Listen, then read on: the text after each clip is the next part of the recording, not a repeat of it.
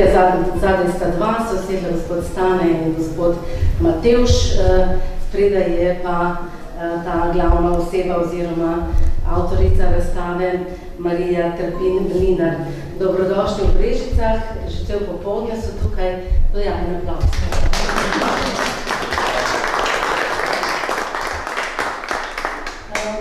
Slovenska muzejska mreža je sestavljena iz raznolikih muzejev, manjših, večjih, nacionalnih, regionalnih. Ena taka posebnost pa je, da večina tovrstnih regionalnih, kot je recimo naš muzej, pa tudi Mestni muzej Idrija, svojo enoto Cirknovše, so nastali nekje kmalu po drugi svetovni vojni iz velike želje, da je dediščina, ki je v naših krajih, v naših regijah tudi dostopna, tudi da jo varujemo, da jo raziskujemo, da jo hranimo, da dobi svoje mesto v naši družbi. Tako recimo veste, da je bil naš muzej ustanovljen 26. junija 1949 in veseli smo, da nekako na to obletnico prihaja k nam razstava iz Mestnega muzeja Idrija, ki je pa lani praznoval 70 let. Tako da 4 leta ste mlajši, kar se vidi, druži nas veliko sorodnosti, naprimer tudi to, da je naš dom grad, tudi to, da nismo samo v gradu, ampak da smo tudi prisotni v različnih koncih.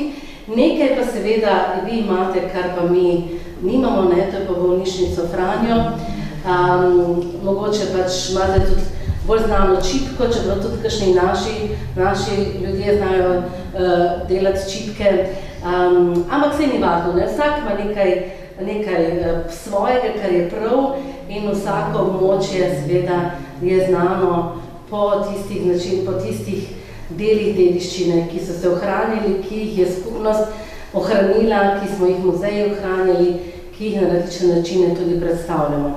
No in ko je prišla pobuda, da se ta razstava njihova panojska v 70-letnici preseli tudi k nam, smo nekako iskali dober termin. Vemo, da za odprtje julij začetek ni dober termin, ampak je pa seveda dober termin za razstavo, ker je pa so Brežice lepo obiskane, kar nekaj turistov in se nam zdi zelo pomembno, da podpremo naše kolege v tem prizadevanju po obnovi bolnišnice Franje. Tam boste našli tudi kodo, ki lahko donirate in upamo, da bodo tudi naši obiskovalci z različnih koncev sveta, ponovadi čez poletje, tam vsaj iz 20 različnih držav, nas obiščajo, da bo to lepo poletje in da mogoče se mi zdi pa vredno tudi kaj podpreti. Zato smo se dogovorili za poletje in seveda za bolj slovesen dogodek smo rekli ob zaključku, to bo pa 12. septembra, bo pa zaključek razstave z enim prav posebnim dogodkom. Tako da bomo razstavo imeli toliko časa, da lahko ponudimo v začetku leta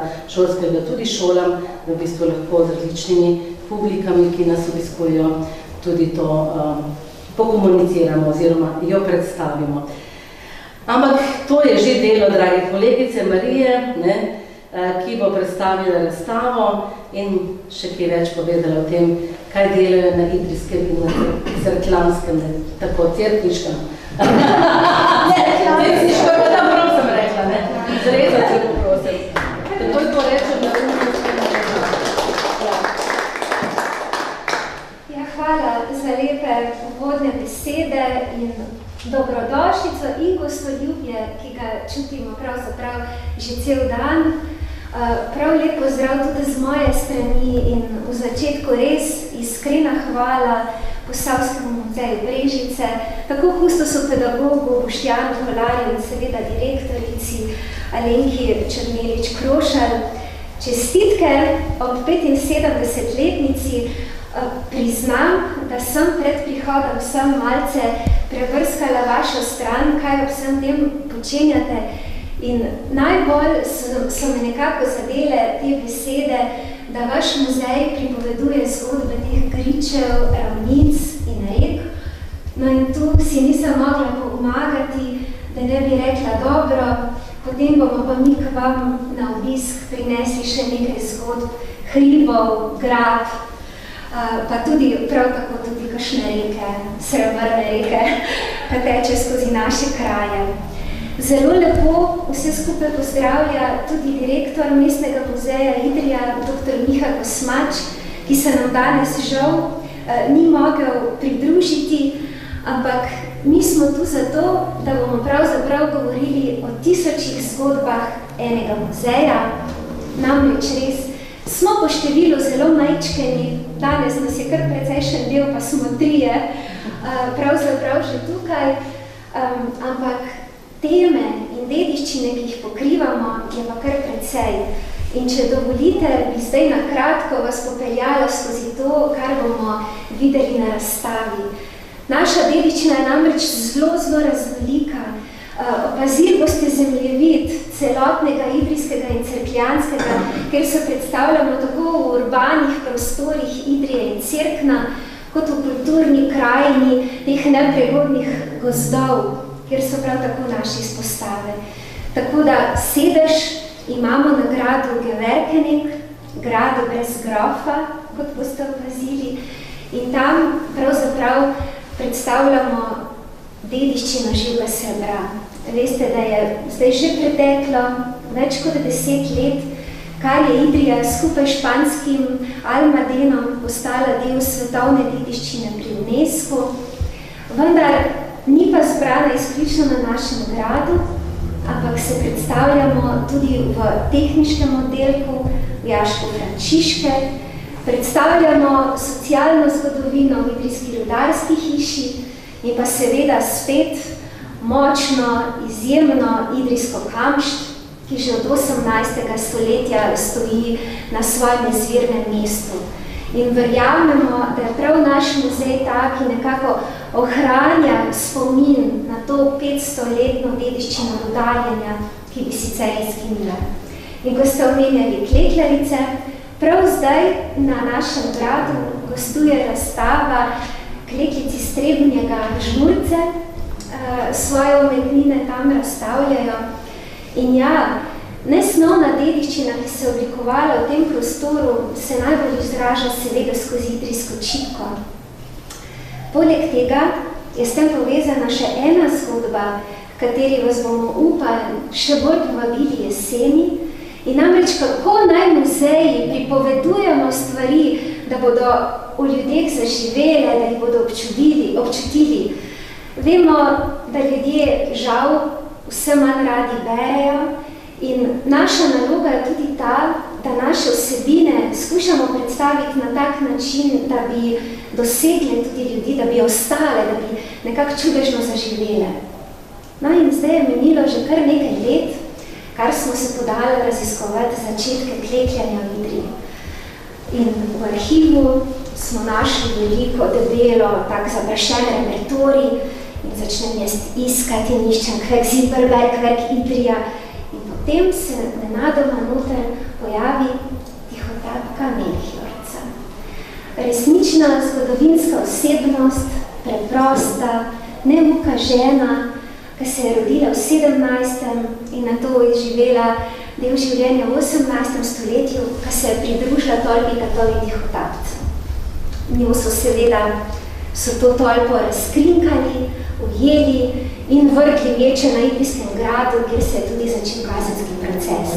No in septembra vam bomo prav v Brežicah predstavili tudi gledališko uprizoritev prav te zgodbe, kako ne rečem, plebejke, osebe, ki je iz neprivilegiranega okolja in ki se je nekako postavila po robu izobraženim mogočnim gospodom.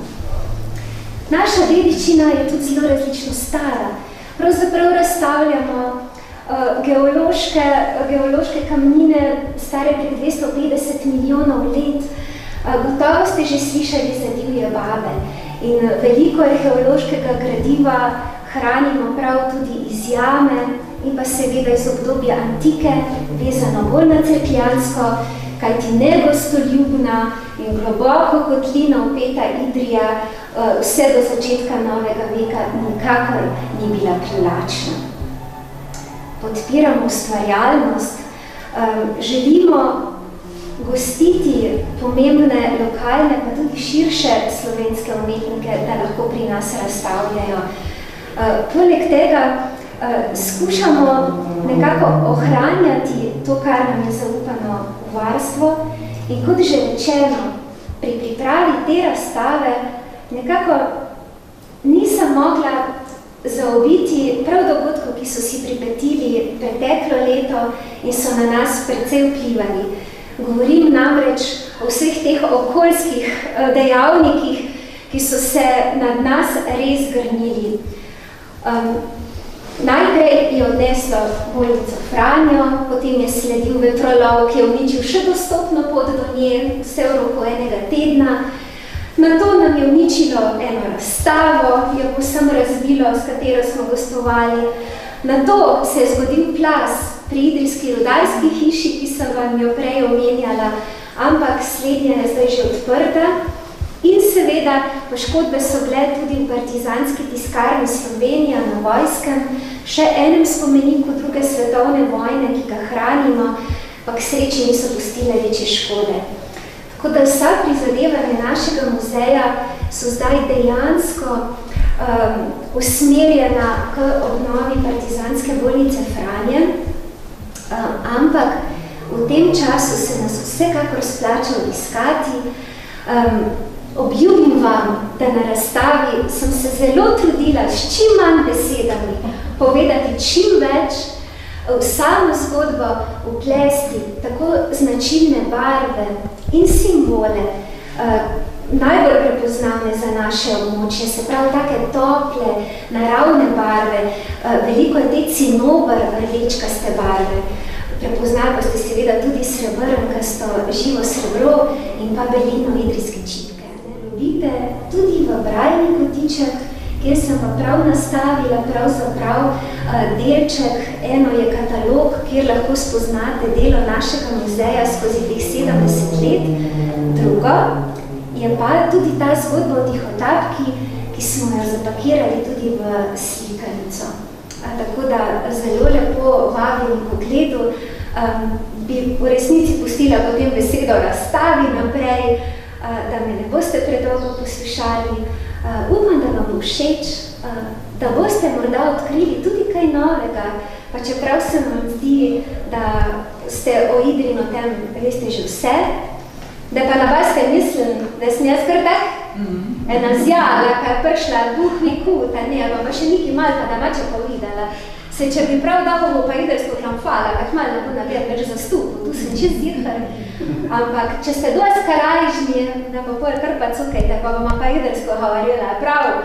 In mi zmiri rečemo na koncu, tudi če Prus, tudi če že zla dolgo ni več rudnika odprt, ampak ena stvar, kaj pa ostala, nisem plehnuska, je tudi ta srečno.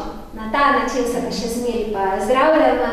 Tako da preden se jaz pa slavim od ta, mi pa dovolite, da se najlepše zahvalim, pa izročim eno skromno darilce vaši direktorci. Najlepša hvala. Pravimo, da je naš grad grajski posebnež in da se o njem govori, ker je pač grad brez grofa. Pa še gospoda Kolarja bi tudi povabila.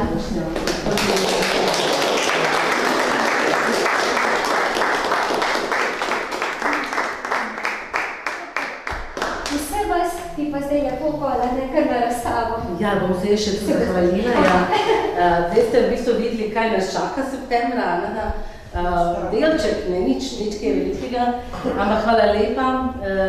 Lepo je imeti tako sodelovko, da ki je tako doživeto in tako predano verjame v to. In je prav, če ne verjamemo sami, potem tudi drugi nam ne bodo verjeli, kako pomembno delo upravljamo.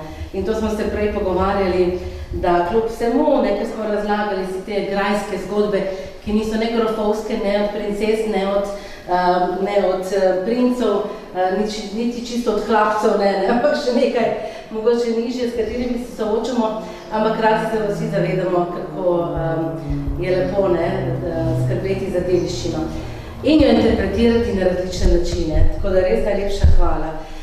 Pogovarjali smo se tudi o nekih drugih obveznih členih in tukaj za mano v naslednjem sobi že lahko srečate gospoda, ki je prišel iz Idrije, ker je bil tam rojen, Ivan Lapajne, sicer leta 1849 rojen, pa zelo mlad potem šel se izobraževati, ker je bil odličen učitelj, najprej v Ljutomeru, potem pa tudi v Krškem vzpostavil delovanje meščanske šole, ki je bila izjemno pomembna za naše območje.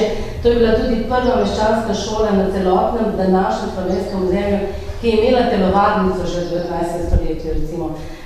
No in on je bil ta učitelj, ki je bil izjemno tudi narodno zaveden, slovenščino je učil, izdajal je zvezke, meni se to zdi tako vedno rada poudarim, v samo založbi, ker seveda te otroci so imeli tablice, niso imeli zvezkov in piše v enem izmed poročil, da je sicer založil zvezke, jih hotel prodajati, ampak večino je pa podaril svojim učencem, ki so prihajali iz hribov, tudi naših posavskih, zato da so hodili v šolo malo več kot samo ljudsko šolo že v 19. in potem v 20. stoletju.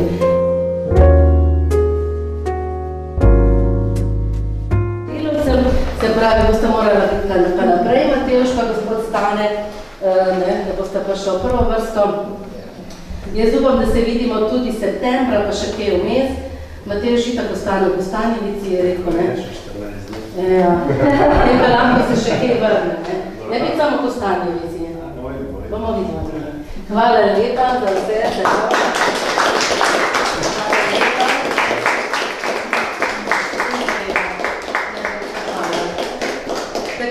Tako kot je naša kolegica obljubila, da se lahko pogovarjate z njo celo po idrijsko, če kdo zna. Jaz ne znam, da sem mogla dobro poslušati, že prej, ko smo sedeli. Drugače pa potem vas vabimo na kozarček vina, nekje bo tudi vino prišlo. In naš trudel, ki so ga spekle v našem aktivu kmečkih žena. Mislim, da vsi muzeji skušamo sodelovati, tudi z okoljem po najboljših močeh. Pa potem si ogledamo razstavo, poklepetamo in se še podružimo. Lahko bomo stopili tudi na arkade, karkoli si želite. Najlepša hvala zdaj od narodveka. Ja, najlepša hvala. Res je pa razstava tako zasnovana, da jo lahko začnete gledati na katerem koli koncu. Samo nikar se ne prestrašite pogledati na vse strani, da ne boste česa spregledali. Resnični omak in nekaj taka starovitnost, starožitnost je ostala. Tako da, če ste morda kaj bolj sledili objavam etnologov, recimo Medveščka, Pavla Medveščka pred leti, ko je pisal o starovercih, tako v tem posoškem delu po Vidrici, sega to res nekako do to območje. Pri nas je pa že seveda vse zgubilo, ampak ti težko dostopni, redko poseljeni zasedki so pa ohranila, tam.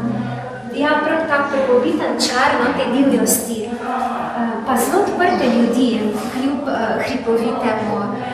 Se vprašati, kaj so tega? To so pa idrijske klavže.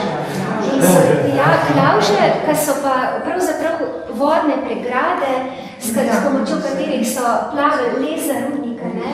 Ker če se vam zdaj zdi, ko prijete v Idrijo, da je težka, slabo dostopna pot, včasih je bilo to še dosti